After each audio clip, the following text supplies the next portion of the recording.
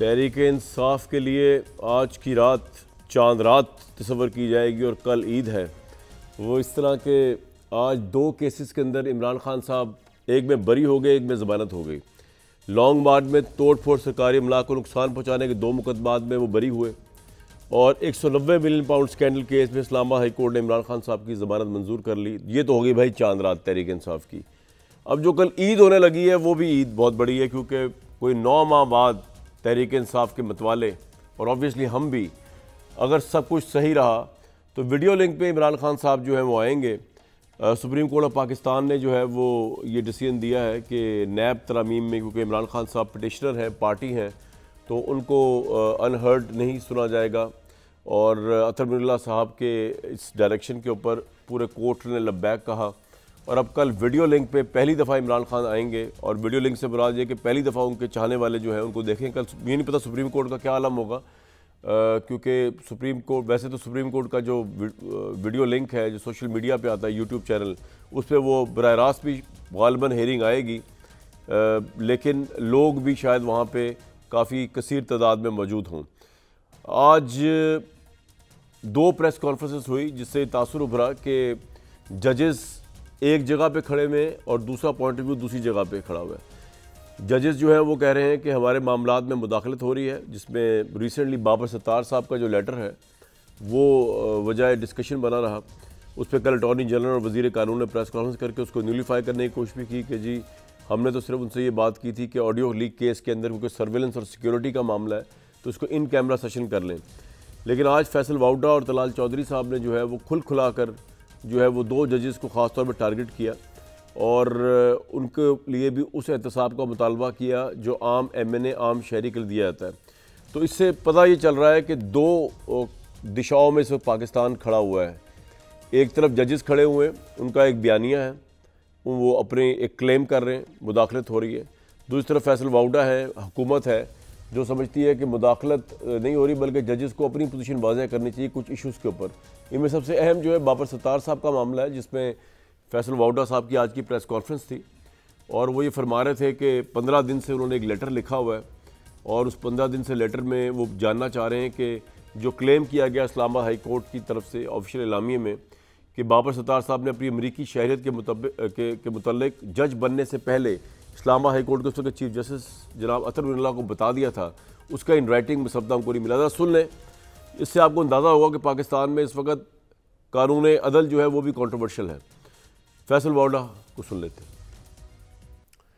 इसमें असल बात थी वो तो नहीं हम दिखा सके। असल बात जो उन्होंने कही थी वो ये कही थी कि 15 दिन से मैं जानना चाह रहा हूँ कि बेसिकली इस्लामाबाद हाई कोर्ट ये क्लियर करे कि ये बाबर सत्तार साहब ने जब ये कहा था जज बनने से पहले कि मेरी अमरीकी शहरियत है जनाब अतर बिस्मिल्लाह साहब को, उस वक्त चीफ जस्टिस को, तो वो लेटर किधर है, वो डॉक्यूमेंट किधर है।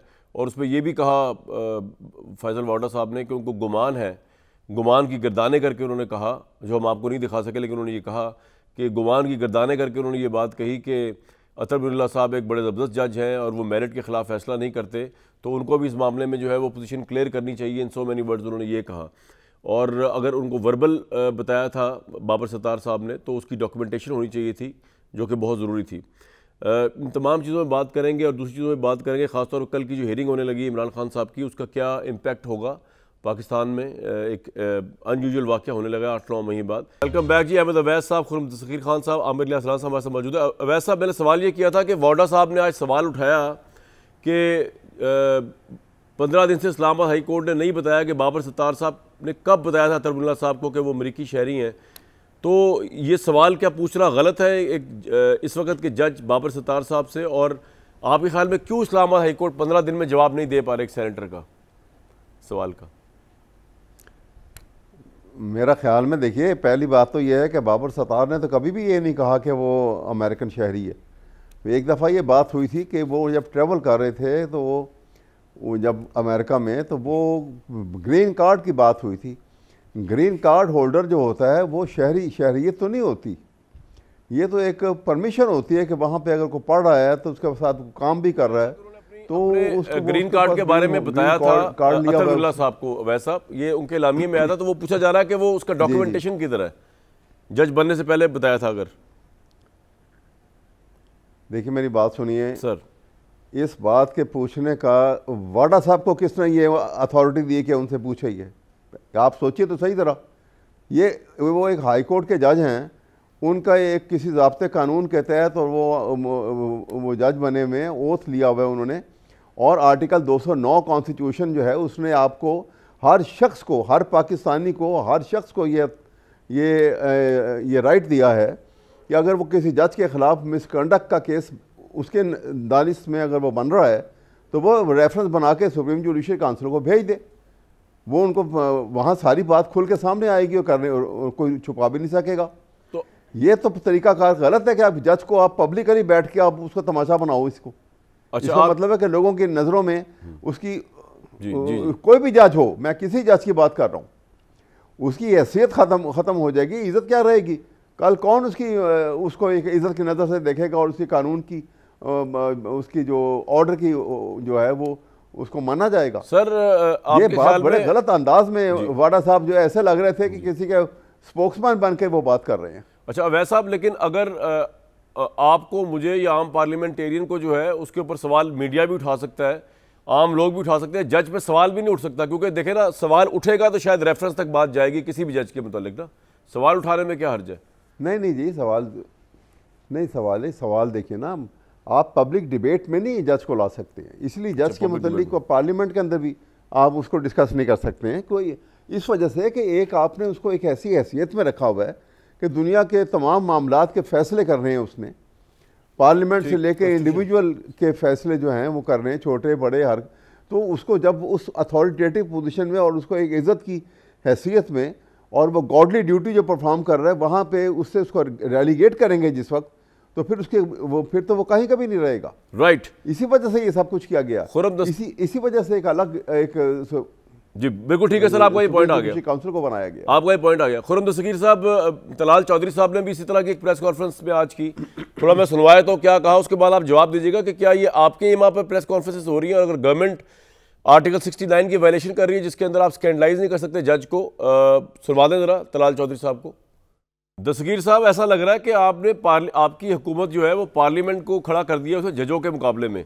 एक तो मुझे ये बता दीजिए कि ये आपकी सोच है, और दूसरा ये कि क्या आपकी ये भी सोच है जो वाडा साहब कह रहे हैं कि पब्लिक डोमेन में जो है वो जिस तरह उन्होंने सवाल उठाया, और अवैस साहब कह रहे हैं कि पब्लिक डोमेन में आप नहीं उठा सकते सवाल, आर्टिकल 69 की वायलेशन है ये, तो आपका भी यही सवाल है बाबर सत्तार साहब से, या वाडा साहब को के साथ आपके बयानात का आपसे कोई ताल्लुक नहीं आपकी हुकूमत का?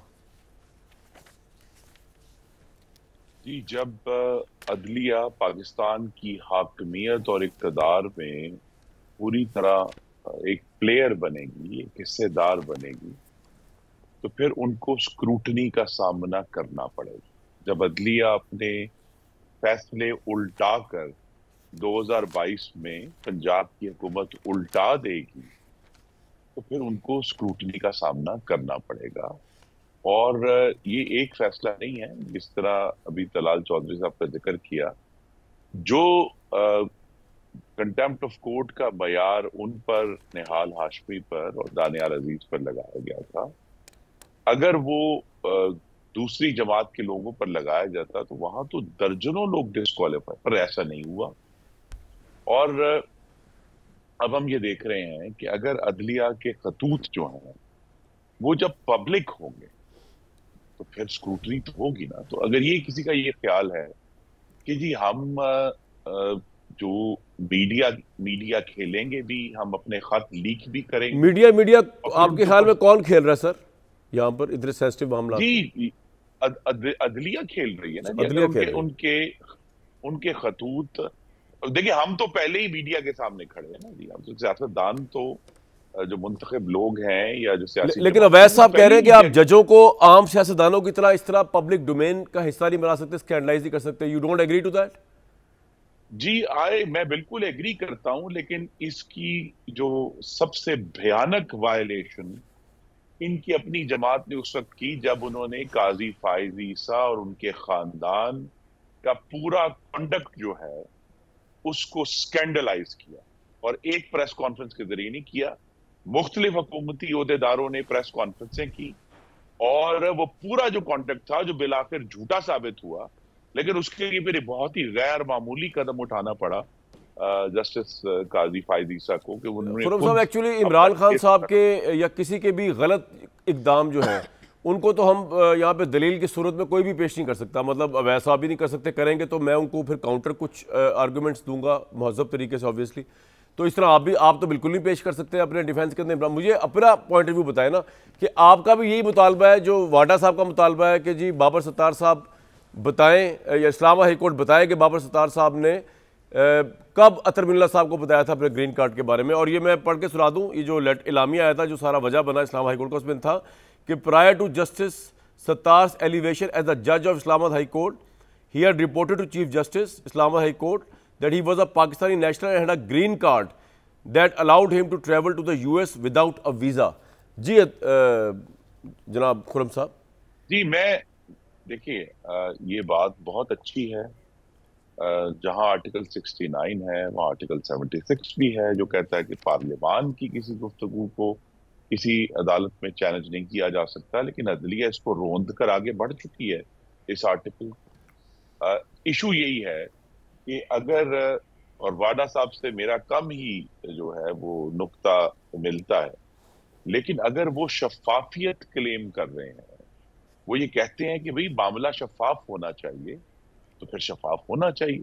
क्योंकि जो लोग फिर दूसरों की शफाफियत पर सवाल उठाते हैं या उसको चैलेंज करते हैं, उनका अपना कॉन्डक्ट भी अबव क्वेश्चनिंग होना चाहिए। तो अब जबकि सवाल रेज हो गया है तो इस्लामाबाद हाई कोर्ट जो है उसके लिए जरूरी है कि वो इस पर खुलकर अपनी क्लैरिटी लेकर आए। और ये इसलिए भी या बातें माजी की याद आ जाती हैं कि मैं खुद पब्लिक अकाउंट्स कमेटी पर था 2011 और 12 में, जब हमने ये मुतालबा किया था कि सुप्रीम कोर्ट के अकाउंट्स जो हैं उनको भी पब्लिक अकाउंट कमेटी में लाया जाए, और सुप्रीम कोर्ट ने रेजिस्ट किया, आज तक रेजिस्ट कर रहे हैं। फिलहाल सुप्रीम कोर्ट के जो माली मामलात हैं वो अभी तक पाकिस्तान के मुंतखब नुमाइंदों की दस्तरस। अच्छा, ये तो आपका पॉइंट आ गया। मेरा ख्याल से आने चाहिए, माली मामलात बिल्कुल आने चाहिए, टोटली एग्री विद यू। लेकिन मुझे ये बताइए कि अगर इस्लामाबाद हाई कोर्ट जो है वो लेटर नहीं लिखता, या आपको भी ये गुमान होता है कि शायद इस्लामाबाद हाई कोर्ट का ये इलामिया में गलत बयानी की गई है, तो जिस तरह अहमद अवैस साहब कह रहे हैं कि जो प्रॉपर रूट है किसी जज के खिलाफ वो है उसके लिए जुडिशल काउंसिल के अंदर, सुप्रीम जुडिशल काउंसिल के अंदर जो है वो कंप्लेंट दर्ज की जाए उसकी डिस्क्वालिफिकेशन के लिए। तो आपकी हुकूमत जो है, कोई हुकूमत भी कर सकती है काम तो, और इमरान खान साहब ने भी एज प्राइम मिनिस्टर ये काम किया था जस्टिस फाइजा साहब के खिलाफ लॉ मिनिस्ट्री की रिकमेंडेशन पे। तो क्या आपकी हुकूमत के खिलाफ भी किया था? जी चले ये तो मेरी दलील में मजीद वजन हो गया खुर्रम दस्तगीर साहब। तो आपकी हुकूमत ये सोच रखती है कि आप इस एक्सटेंट तक जा सकते हैं कि बाबर सत्तार साहब के खिलाफ सुप्रीम जुडिशल काउंसिल में कंप्लेंट ले जाए? जी इस वक्त तो ऐसा कोई इरादा नहीं है। इस पे जुडिशल कमीशन में जाने के लिए जो मेरे ख्याल में बहुत सख्त मयार होना चाहिए कि अगर आपने किसी जज को मतून करना है इस हद तक कि आप कहेंगे नहीं उन्हें नहीं, तो अगर आपको लेटर का जवाब नहीं आता, वाडा साहब के लेटर का जवाब नहीं आता, ये क्लैरिफाई नहीं होता कि जो इलामिया इस्लामाबाद हाई कोर्ट का इसके हवाले से कि जज बनने से पहले उन्होंने ग्रीन कार्ड का बताया था कि बताया, फिर आप क्या करेंगे? चुप करके बैठ जाएंगे या आपको मामले को लेके जाएंगे सुप्रीम जुडिशल काउंसिल में जवाब तलबी? जी देखिए इस पे तो अभी सुप्रीम जुडिशल काउंसिल तो आई थिंक इस बहुत काबिल अज़ वक्त है, लेकिन मजीद मुंतखब नुमाइंदे ये सवाल कर सकते हैं कि सिर्फ एक इंडिविजुअल का नाम नहीं है कि अदलिया के मामलात में ठीक है उस तरह की शफाफियत आए जिस तरह का अब मुतालबा दूसरे इदारों के बारे में भी है, और खासतौर पर मुंतखब इदारों के बारे में भी है कि जनाब इनको ऐसा होना चाहिए। क्योंकि मैं फिर कहूंगा कि वो अदलिया जो पाकिस्तान के इक़्तिदार में अब एक प्रिंसिपल एजेंट के तौर पे मौजूद है, उनके लिए भी शफाफियत का स्टैंडर्ड का ठीक है सर, आपका पॉइंट आ गया आना चाहिए, और वो अपने आप को सवालों से मुबर्रा करार नहीं दे सकते, मावरा करार नहीं दे सकते। पॉइंट आ गया सर।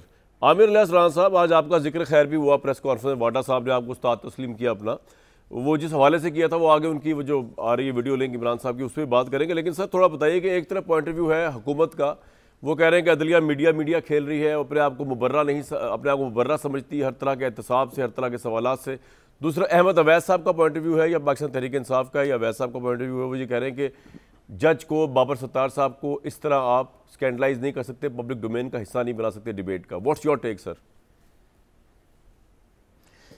देखिए फैसल बावड़ा क्या कहते हैं, मेरा उससे कोई मतलब नहीं है। इशू ये है कि उन्होंने सवाल क्या उठाया। इशू है कि जी जो बात प्रेस रिलीज में कही गई तो मैं नहीं समझता कि वो झूठी होनी चाहिए। जब हाई कोर्ट ये कह रही है कि ये उस वक्त के चीफ जस्टिस को बता दिया गया था तो हमें यकीन कर लेना चाहिए। लेकिन चूँकि फैसल बावड़ा साहब ने ख़त भी लिख दिया और ख़त के 15 दिन के बाद आज प्रेस कॉन्फ्रेंस भी मतलब उन्होंने खड़का दी, तो जो बात खुर्रम दस्तगीर साहब ने आर्टिकल 76 की कही और फिर जो अदलिया के लिए अवैध साहब ने कहा और फिर आर्टिकल 209 का कहा, ये सारे रेलिवेंट पॉइंट्स हैं अपनी अपनी जगह पे। अगर हम किसी ऐसी जगह पे बात कर रहे हो जहाँ हर इदारा अपनी डोमेन में काम करने का आदी हो, ये बिल्कुल क्वेश्चन ही ना उठे। देखें सजाद अली शाह साहब ने नवाज शरीफ की पार्लियामेंट हाउस की तकरीर पे ही उनको तौहीन अदालत का नोटिस इशू कर दिया था और लफ्ज़ सॉरी करने के बाद, जबकि वो एग्रीड था पहले से, बैकग्राउंड में बातचीत के बाद वो आगे बढ़ते चले गए। फिर वो एक तारीख है कि सदर लगारी मरूम और सजाद अली शाह, वो क्या उस वक्त की साजिश थी कि जी किस तरीके से निकालना है, ये बिल्कुल आप उसको देख लें कि वो रिप्ले हो सकता है। पनामा वाला गेम जिसमें अदलिया ने किरदार अदा किया कि अकामा में सज़ा देनी है कि तय कर लिया, वहाँ वो नहीं दे सके सज़ा। उस वक्त के आर्मी चीफ ने उस वक्त के चीफ जस्टिस के ख़त का जवाब गवर्नमेंट को कहा, वजारत दिफा को, कि आप प्रोवाइड करने से इनकार कर दिया, ठीक है, आपको याद होगा जी, ठीक है ना। मकसद ये है कि यहाँ पे हर इदारा बढ़ने की कोशिश ज़रूर करता है। अगर आपको मैं याद कराऊँ, फवाद चौधरी साहब ने जब उनकी केपी में गवर्नमेंट मौजूद थी, पंजाब में गवर्नमेंट मौजूद थी, मरकज़ी हुकूमत गई तो उन्होंने एक प्रेस कॉन्फ्रेंस की केपी हाउस इस्लामाबाद में और कहा कि फ़ौज और अदलिया दो सियासी पार्टियाँ हैं, खुद ये हर मामले में कूदती हैं। तो अगर हम बैकग्राउंड से देखें तो बहुत सारी चीज़ें सादा नहीं होती। अब जो आम आदमी के लाखों केसेस, सारी, मैं किसी हाई कोर्ट के चीफ जस्टिस को ये नहीं कह रहा, ये हमेशा से होता आया है, और सुप्रीम कोर्ट में 57,000 केसेस है। क्या आम आदमी के लिए इन सब ने तेज़ी से काम किए, या ये इस मौजू पे आ जाए, बाबर सत्तार साहब वाले मौजू पे होना चाहिए। मैं आ रहा हूँ, नहीं मैं एक मिनट, मैं वहीं आ रहा हूँ जी। इशू ये है कि अगर अदलिया फटाफट आम आदमी को इंसाफ दे रही हो और नीचे से वो टॉप में ना आ रही हो, यानी पूरी दुनिया में हम नीचे से टॉप में अदलिया में, तो क्वेश्चन ना बनते कि लोगों को इंसाफ मिल रहा है, तेज़ी से मिल रहा है, सस्ता मिल रहा है। यहाँ इस्लामाबाद में एक डिस्ट्रिक्ट एंड सेशन जज होता था, एक डीसी होता था और तमाम मसाइल फटाफट हल हो जाते थे, बहुत थोड़े केस पिंडी बेंच में जाते थे। आज इतने जजेज़ हैं, यहाँ केस ही नहीं ख़त्म होते। हाई कोर्ट के फिर 2 डिस्ट्रिक्ट में ज़िलाई सतह पे उसको तकसीम किया गया, 2 डिस्ट्रिक्ट एंड सेशन जजेस लगाए गए हैं, ठीक है। उनके नीचे सिविल जजेस की एक लाइन है। मैं सिर्फ इस्लामाबाद पे आ जाऊं, अगर मैं लाहौर ना जाऊं, कराची ना डिटेल हो जाएगी बहुत ज़्यादा। हमें ये सोचना है कि हर इदारे को अपने काम में जस्टिफाइड समझते हैं। वाडा साहब का सवाल उठाना, 2 चीज़ें हैं इस पे, बाबर सत्तार साहब नहीं, इसके ऊपर दो चीज़ें हैं जो अहमद अवैस साहब कह रहे हैं कि वाडा साहब को अब 15 दिन हो गए अपना रेफरेंस भेजना चाहते हैं। 18वीं तरमीम ने उनको ये इख्तियार दिया है, वरना ये इख्तियार भी आम आदमी के पास नहीं था। ये पार्लियामेंट ने फैसला किया था, उसके नतीजे में आम आदमी को इख्तियार मिला कि वो सुप्रीम जुडिशल काउंसिल में, जैसे वो मियाँ दाऊद एडवोकेट चले गए थे अभी, ठीक है, नकवी साहब के, मज़ाहिर नकवी साहब के पास, वरना तो ये गेम ही ऊपर थी कि सब एक दूसरे को बचा रहे होते थे, गेम डाल रहे होते थे।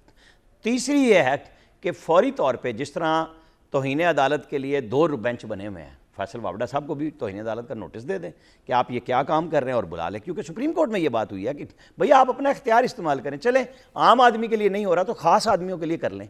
पहले भी निहाल हाशमी, जिनके नाम आए, दानियाल अजीज़ और ये 3 लोगों को सज़ाएँ दी गई, तलाल चौधरी साहब को, आज उन्होंने प्रेस कॉन्फ्रेंस भी की, वो अपनी उस बयानिए पे मौजूद हैं कि हमें बात करनी है। लेकिन जब चीफ जस्टिस काजी फायद ईसा हों, एक केस सुप्रीम कोर्ट में चल रहा हो, मेरा ख्याल है कि उस केस को जल्द अज जल्द क्लियर करना चाहिए। यहाँ तौहीन अदालत में 2 हफ्ते का, मैं तो उस पर आपका पॉइंट आ गया, इसकी क्या जरूरत है। आज एक मोहसिन अख्तर, एक मिनट मोहसिन अख्तर कैनी साहब ने आज एक शायर के उठाए जाने पे कहा है कि यहाँ वर्दी पे मैं सब जानता हूँ कौन है, ताकत कितनी है। उन्होंने बड़ी मिसालें दी। यहाँ पे आईजी और जो डीसी होते हैं उनको और बाकी सेक्रेटरीज को सुप्रीम कोर्ट से लेकर हाई कोर्ट तक में आधे घंटे के नोटिस पे बुलाया जाता है। तो 2 हफ्ते का नोटिस देने की भी ज़रूरत नहीं थी। पैमरा के चेयरमैन को बुलाते, उन साफ़ियों को बुलाते जिनको नोटिस था कि जी सुबह आ जाएँ, अपने अपने एविडेंस लाएँ, मावनत करें, फलां करें, ताकि इस केस को 2 हफ्ते तक बहस में ही ना आता। राइट, मैं तो इस बात का दाई हूँ कि फिर क्लियर करें मामला को, मामला क्लियर करें। अहमद अवैस साहब, ये क्या ये क्लियर मामला नहीं है कि लेट सपोज आप इतने सीनियर लॉयर हैं, आप अगर जज भी बन जाए और आपको कोई मुदाखलत करे, ख्वाह वो मैं हूँ, ख्वाह वो कोई एजेंसी है, ख्वाह वो कोई पॉलिटिशियन है, कोई गवर्नमेंट है। तो जिस तरह के 6 जजेस का ख़त आया, 1 साल तक तो उन्होंने इस बारे में कोई रिपोर्टिंग ही नहीं की, यानी कि सुप्रीम कोर्ट के लेवल पे वो अगर रिपोर्टिंग करने की, मेरा सवाल तो ये कि रिपोर्टिंग करने की ज़रूरत ही क्या है? अगर आप जज हैं वैसे साहब, आपको कोई थ्रेट कर रहा है, आपको कोई प्रेशराइज कर रहा है, या तो आप रिज़ाइन कर जाएंगे अगर आप कमज़ोर हैं, या फिर आप जो आपको कर रहा है तो उसको आप तौहीन अदालत में बुलाएंगे। वो वाडा साहब को बुलाया जा सकता है और वो एजेंसीज के लोगों को बुलाया जा सकता है। तो फिर हमारे जज इतने कमज़ोर क्यों हैं कि वो लेटर लिख के मामला रफा दफा करें? आप अगर जज होते आप भी यही करते अगर आप प्रेशराइज होते, या दिया जाता प्रेशर? वैसा देखिए, मैं आपको बताऊं, इसमें मसला ये है कि ये गालिबन क्योंकि एक पहले लेटर लिखा गया और वो लेटर जो है वो बहुत बर्दाश्त के बाद आप उसके लेटर के कंटेंट्स को पढ़ें और उसमें एक एलिमेंट ऑफ ब्लैकमेलिंग है जो पहला लेटर लिखा गया था।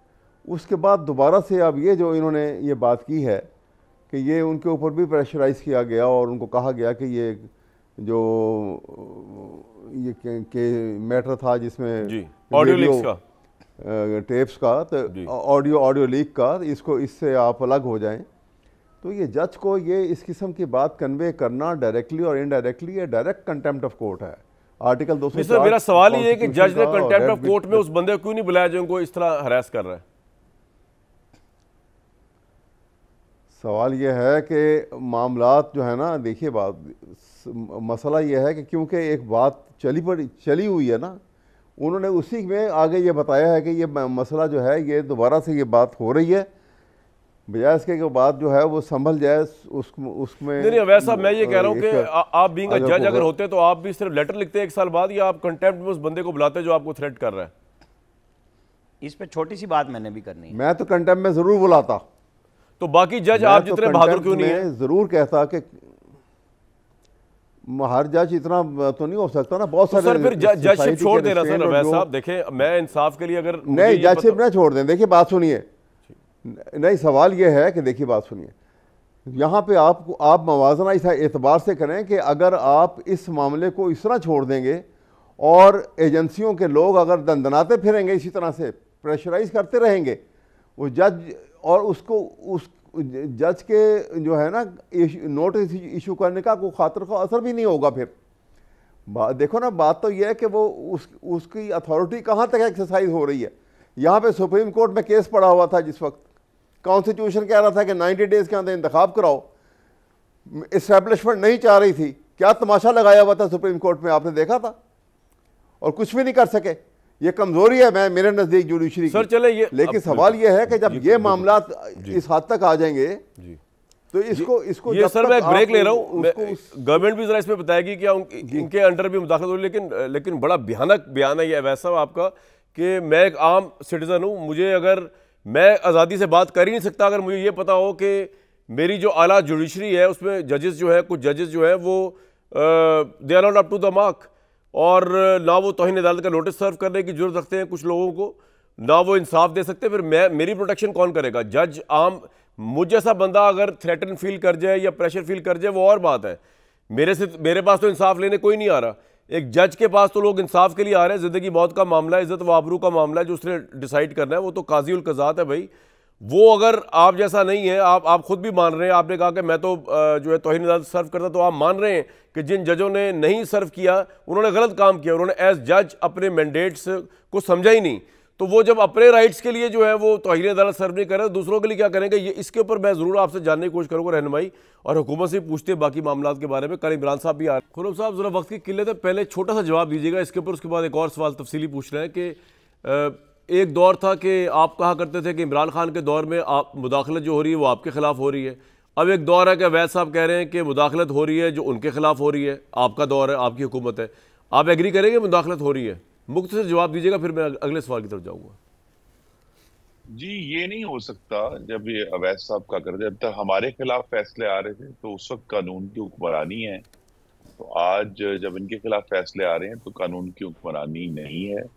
जितनी कानून की हुक्मरानी उस वक्त थी तकरीबन आज भी उतनी ही है। एक साम्राज्य सुप्रीम कोर्ट है और अदलिया है, इम्पीरियल लफ्ज़ है, हाँ, इम्पीरियल अदलिया हो चुकी है जो कि किसी को अकाउंटेबल नहीं है, जिसकी तरफ राना साहब ने इसका इशारा दिया है कि जो अवाम को उनका इंसाफ दिलाना है, उस मामले में बिल्कुल नाकाम है। और जो सियासी केसेस हैं उसके अंदर जो रिकॉर्ड है, और ये भी हमें याद रखना है कि जब सुप्रीम कोर्ट के ऊपर या आला अदलिया के ऊपर इश्यूज उठते हैं तो फिर इनको बहरहाल जब आप इंतजामिया के तमाम इश्यूज के अंदर हर किस्म की मुदाखलत करने के लिए हर वक्त तैयार हैं, चाहे वो रिलीफ देना है पंजाब हुकूमत का कि जी अब उनको ये कहना कि जी आप नहीं दे सकते, साइकिल्स नहीं दे सकते, बाइसिकल्स नहीं दे सकते, तो ये सब इस किस्म के सवालात मुस्तकिल आएंगे, फिर अदलिया को भी अकाउंटेबल साथ ही होना दस्तगीर पड़ेगा। साहब बता दें, आपको और पता है कि 190 मिलियन पाउंड स्कैंडल केस में इमरान खान की जमानत मंजूर कर ली गई आज, और कल वो वीडियो लिंक पे आ रहे हैं। आपको क्या लगता है जी कल ये आज वाला मैं एक रुस्वा कुन फैसला है। रुस्वा कुन अदलिया की खुद मुख्तारी का इजहार अवाम के लूटे गए 70 अरब रुपए की वापसी के लिए होना चाहिए। जो 70 अरब रुपए लूटने वाला है उसको रिलीफ देके नहीं हो सकती अदलिया की खुद मुख्तारी। राइट। आमिर इलियास राणा साहब, कल वीडियो लिंक होगा आपके ख्याल में इमरान खान का? मैं आपको बताता हूं कि जो पहले बात हो रही थी जस्टिस साहब के ऊपर कि जी उनका ख़त और उसके ख़त के कुछ पैराग्राफ, ख़त पूरा नहीं लीक हुआ, मखसूस हिस्सा जिसमें यह भी लिखा गया कि उसका असर कोई नहीं पड़ा। अगर सिर्फ लॉ मिनिस्टर और इंफॉर्मेशन मिनिस्टर प्रेस कॉन्फ्रेंस करते तो उसे सियासी कहा जा सकता था। हालांकि लॉ मिनिस्टर लॉ नोइंग आदमी है, अता तारड़ का भी बैकग्राउंड वही है, लेकिन मंसूर अवान साहब जो शायद चैम्बर फेलो भी हैं जस्टिस बाबर सत्तार के, क्योंकि यहाँ चैम्बर्स की बहुत गेम होती है जी। इस सेंस में कोई बुरी में नहीं मैं कह रहा, एक चैम्बर के 3 सुप्रीम कोर्ट में जजेस हैं, बड़े लाइक जजेस हैं, कोई क्वेश्चन नहीं, लेकिन गेम ही यही है, मेरा चैम्बर तुम्हारा चैम्बर, किसके जज किसके नहीं। तो ये चीज़ें बड़ी अब सामने आ रही हैं, तो खुल के इनके ऊपर डिस्कशन होनी चाहिए कि क्यों इसका चैम्बर और उसका चैम्बर। मतलब जज एक पीएन नहीं भर्ती करने देते इश्तिहार के बगैर, और यहाँ चिट है अपनी अपनी, क्यों है जी? जब तक आप जजेस को भर्ती को ठीक नहीं करेंगे, जिस तरह वो कहते हैं कि इश्तिहार दें भर्ती करें, तो अब सर मेरा सवाल वीडियो लिंक पे कल क्या होने लगा है? जगह पे थे, एक मिनट, मैं आ रहा हूं आ जाए। लेकिन चूंकि मंसूर अवान साहब ने ये बात कही कि मैं वो बंदा हूं, यानी अटॉर्नी जनरल ऑफिस है जिसने मैसेज किया, और ये मैसेज ये नहीं था जो बताया गया है ख़त में, वो ये था कि ये चूंकि नेशनल सिक्योरिटी का इशू है, इसके ऊपर इन कैमरा ब्रीफिंग ले लें। क्या उमर अता बंदयाल साहब ने DGISI और DGMO को नहीं बुलाया था? अब जो आपका सवाल है, मैंने मंसूर अवान साहब को ट्राई की थी कि मैं उनसे बात कर सकूं, ज़ाहिर है मैं जज से तो नहीं पूछ सकता कि एक है वीडियो लिंक और एक है लाइव स्ट्रीमिंग। वीडियो लिंक पे वो आ सकते हैं, क्या लाइव स्ट्रीमिंग भी होगी या नहीं होगी ये सुबह ही पता चलेगा, कम से कम मेरे इल्म में नहीं है, मैं अपनी कोशिश इस वीडियो लिंक का क्या इम्पैक्ट होगा सियासी तौर पे जो इमरान खान आएंगे, और आपको लगता है सुप्रीम कोर्ट में फिर सुप्रीम कोर्ट भरी होगी तहरीके साहब के जयालों से कल? नहीं, वो उनकी कोर्ट रूम में जगह जितनी है उतने तो लोग जरूर होंगे और होने भी चाहिए। अब वो चीफ जस्टिस के ऊपर है, जैसे 3.25 मिनट या 4.25 मिनट की एक वीडियो है इंतखाबी निशान बल्ला पे, और सारी कमालात वकला के सामने आ गए थे कि जवाबात नहीं थे, तो क्या इमरान खान साहब लॉ पॉइंट्स पे बात करेंगे जब चीफ जस्टिस और अतहर मिनल्ला साहब सवाल कर रहे हों, या सियासी लोग लिख रहे हैं ना इसके ऊपर कि चूंकि उनको एक मौका दिया गया है जो कैदियों को नहीं दिया जाता। ये बात उसी तरह ही है जैसे कैदी नवाज शरीफ को जब जमानत दी जा रही थी कि आप बाहर जाके इलाज कराएं, तो वो एक मतलब एक नई मिसाल कायम की गई थी। तो लॉ मिनिस्टर ने भी ये कहा कि हर कैदी को क्या रास्ता देंगे, हमारे अदलिया जब चाहती है कुछ कर लेती है, बिल्कुल ठीक है, उनके पास ये इख्तियार है, हम क्या कर सकते हैं? जी खुर्रम साहब, क्विकली फिर अवैध साहब से बात करनी जी।